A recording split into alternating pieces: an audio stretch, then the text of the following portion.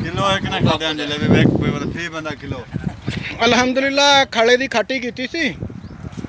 ਤਾਂ ਖਾਟੀ ਕਰਨ ਵਾਲਿਆਂ ਲਈ ਸਪੈਸ਼ਲ 10 ਕਿਲੋ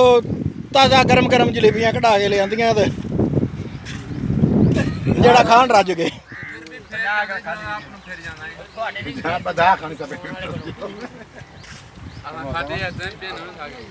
ਇੱਧਰ ਅਲਖੀ डब्बा बताया ना देता ਨੈਟ ਤੇ ਹੀ ਦੇਣਾ ਹੋਰ ਕਿੱਥੇ ਦੇਣਾ ਇੱਧਰ ਇੱਕ ਮਿੰਟ ਇੱਧਰ ਦੇਖ ਸਿੱਤਲ